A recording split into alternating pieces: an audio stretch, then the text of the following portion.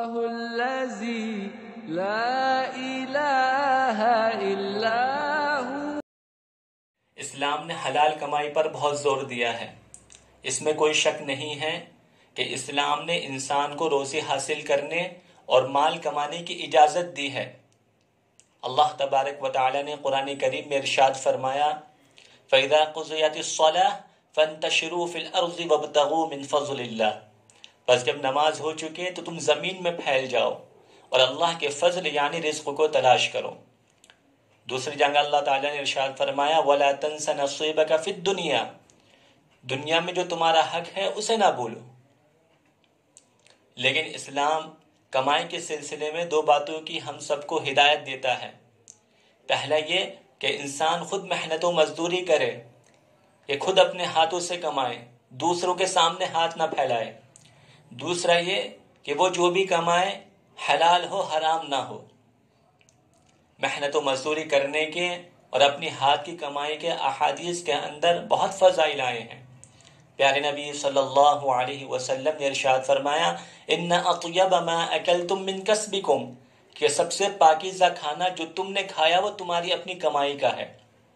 حضرت عائشہ رضی اللہ تعالی عنہ فرماتی ہیں کہ سب سے پاکیزہ کھانا جو تم نے کھایا وہ تمہاری اپنی کمائی کا ہے، اور تمہاری اولاد بھی تمہاری کمائی میں سے ہے، یعنی تمہاری اولاد کی کمائی بھی تمہاری ہے۔ ایک صحابی پیارے نبی صلی اللہ علیہ وسلم کے پاس آئے اور آپ سے اپنی حاجت کا سوال کیا۔ آپ نے فرمایا کہ آپ کے گھر میں کیا ہے؟ انہوں نے فرمایا کہ ہمارے گھر کے اندر ایک چٹائی ہے، آدھے پہ ہم سوتے ہیں اور آدھے کو اپنے اوپر اوڑھتے ہیں، اور ایک برتن ہے۔ پیارے نبی صلی اللہ علیہ وسلم نے فرمایا کہ انہیں میرے پاس لے کر آؤ۔ وہ آپ صلی اللہ علیہ وسلم کے پاس لے کر گئے۔ آپ نے 2 درہم کے اندر وہ دونوں چیزیں فروخت کر دی، اور 1 درہم ان صحابی کو دیا اور کہا کہ ان کا سامان خرید کر گھر میں دو، اور دوسرے درہم سے کلہاڑی خرید کر لے کر آؤ۔ وہ صحابی کلہاڑی خرید کر پیارے نبی صلی اللہ علیہ وسلم کے پاس لے کر آئے۔ آپ نے اپنے دستے مبارک سے اس کے اندر دستہ لگایا اور فرمایا کہ اس سے لکڑی کاٹو، فروخت کرو۔ ان صحابی نے ایسے ہی کیا، لکڑی کاٹی، فروخت کری، تو انہوں نے 10 درہم کما لیے۔ پیارے نبی صلی اللہ علیہ وسلم کے پاس آئے، آپ نے فرمایا کہ یہ اس سے بہتر ہے کہ تم قیامت کے دن آؤ اور تمہارے چہرے پر سوال کے نشانات ہو۔ ایک صحابی عبد الرحمن بن عوف، ان کے صاحبزادے سالم بن عبد الرحمن، مشرکین نے انہیں قید کر لیا، قید کر کر لے گئے۔ انہوں نے پیارے نبی صلی اللہ علیہ وسلم سے اپنی حاجت کا سوال کیا اور اپنے بچے کے قید ہونے کی شکایت کی۔ پیارے نبی صلی اللہ علیہ وسلم نے فرمایا کہ تقوی اختیار کرو اور اللہ تعالیٰ سے ڈرو اور حرام سے بچو، اور لا حول ولا قوت الا باللہ العلی العظیم کثرت سے پڑھو۔ ان صحابی نے ایسا ہی کیا۔ چند روز گزرے تھے کہ ان کے بیٹے 100 اونٹ لے کر واپس ہوئے۔ ایک روایت میں ہے کہ 4000 بکریاں لے کر واپس ہوئے۔ سے معلوم ہوتا ہے کہ انسان تقوی اختیار کرے، حرام سے بچے اور ذکر و اذکار میں مشغول رہے تو اللہ تعالیٰ اس کے لیے راہ کھول دیتے ہیں اور ایسی جگہ سے رزق دیتے ہیں کہ اسے وہم و گمان بھی نہیں ہوتا۔ اللہ تعالیٰ نے قرآن کریم میں ارشاد فرمایا وَمَن يَتَّقِ اللَّهَ يَجْعَلْ لَهُ مَخْرَجًا وَيَرْزُقْهُ مِنْ حَيْثُ لَا يَحْتَسِبُ، کہ جو تقوی اختیار کرتا ہے اللہ تعالیٰ اس کے لیے راہ نکال دیتے ہیں اور اسے ایسی جگہ سے رزق دیتے ہیں کہ اسے وہم و گمان بھی نہیں ہوتا۔ دوسری چیز اسلام نے جس کی ہمیں ہدایت دی ہے کہ انسان حلال کمائے، حرام سے بچے۔ اللہ تبارک و تعالی نے اس کے متعلق انبیاء کرام علیہم السلام کو خطاب کر کے فرمایا، حالانکہ انبیاء معصوم ہیں، گناہوں سے پاک ہے، فرمایا یا ایھا الرسل کلوا من الطیبات واعملوا صالحا، اے رسول پاکیزہ رزق کھاؤ اور نیک عمل کرو۔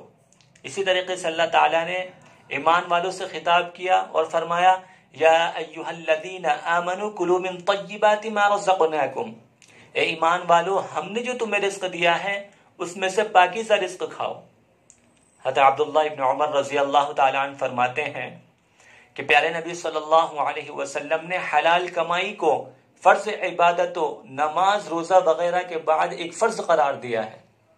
حضرت انس بن مالک رضی اللہ تعالیٰ عنہ فرماتے ہیں کہ حلال کمائی کا طلب کرنا ہر مسلمان پر واجب ہے، اور جو حلال کمائی کماتا ہے، طلب کرتا ہے، اللہ تعالیٰ اس کے دل کو نور سے منور فرما دیتے ہیں اور اس کی عقل و حکمت بڑھتی رہتی ہے۔ پیارے نبی صلی اللہ علیہ وسلم نے ارشاد فرمایا طلب کسب الحلال فریضۃ بعد الفریضہ، کہ حلال کمائی کا طلب کرنا فرض عبادتوں کے بعد ایک فرض ہے، لیکن جو لوگ کمانے کے سلسلے میں حلال و حرام کا خیال نہیں کرتے، جائز و ناجائز کی تمیز نہیں کرتے، ان کے بارے میں احادیث کے اندر سخت وعیدیں آئی ہیں۔ پیارے نبی صلی اللہ علیہ وسلم نے ارشاد فرمایا لا يدخل الجنت جسد غذی بالحرام، کہ وہ جسم جنت میں نہیں جائے گا جس کی پرورش حرام سے ہوئی ہو۔ ایک صحابی فرماتے ہیں کہ وہ جسم جنت میں نہیں جائے گا جس کی پرورش حرام سے ہوئی ہو اور آگ اس کے قریب قریب ہے۔ حضرت عبداللہ ابن عمر رضی اللہ تعالی عنہ فرماتے ہیں کہ جس نے 10 درہم کا ایک کپڑا خریدا اور اس میں سے 1 درہم حرام کا ہے، تو جب تک اس کے جسم کے اوپر وہ کپڑا رہے گا اللہ تعالیٰ اس کی نماز کو قبول نہیں فرمائیں گے۔ اور یہاں کہہ کر بس نہیں کیا، بلکہ اپنی دونوں انگلیوں کو اپنے کان میں ڈالا اور فرمایا سمتا ان لم یکن النبی صلی اللہ علیہ وسلم سمعته یقول، کہ میرے دونوں کان بہرے ہو جائیں اگر میں نے یہ حضور صلی اللہ علیہ وسلم سے نہ سنا ہوں۔ ذرا ہم سوچے کتنی سخت وعید پیارے نبی صلی اللہ علیہ وسلم نے بیان فرمائی ہے۔ اگر ہمیں اب بھی ہوش نہ آیا اور ہم نے حلال و حرام کا خیال نہیں کیا، ہم نے جائز و ناجائز کی تمیز نہیں کی، تو پیارے نبی صلی اللہ علیہ وسلم کی یہ حدیث بھی ہمارے اوپر صادق آئے گی۔ آپ نے فرمایا یأتی علی الناس زمان لا يبالي المرء ما اخذ من الحلال ام من الحرام، ما اخذ منه ام من الحلال ام من الحرام، کہ لوگوں پر ایک زمانہ ایسا آئے گا کہ انسان اس کی بھی پرواہ نہیں کرے گا کہ جو اس نے لیا ہے وہ حلال ہے یا حرام ہے۔ ہم اس چیز کا خیال رکھیں کہ ہمارے پاس جو مال آیا ہے وہ کیسا ہے، وہ حلال ہے یا حرام ہے، جائز ہے یا ناجائز ہے۔ دنیاوی چند روزہ آرام کی خاطر آخرت کا ہمیشہ کا نقصان برداشت کرنا یہ عقل مندی کی بات نہیں ہے، یہ بہت گھاٹے کا سودا ہے، بہت نقصان کی بات ہے۔ اس لیے ہمارے پاس جو مال آئے ہم اس میں جو ہے غور و فکر کریں، ہم دیکھیں یہ حلال ہے یا حرام ہے، جائز ہے یا ناجائز ہے۔ اس لیے ہم سب ان 2 باتوں کا خیال رکھیں کہ ہم اپنے ہاتھوں سے کمائیں، محنت و مزدوری کریں، دوسروں کے سامنے ہاتھ نہ پھیلائیں، اور دوسری بات یہ کہ جو ہم کمائیں وہ حلال ہو، حرام نہ ہو۔ اللہ تعالی ہم سب کو ان باتوں پر عمل کرنے کی توفیق عطا فرمائے۔ وآخر الدعوانا الحمد للہ رب العالمین۔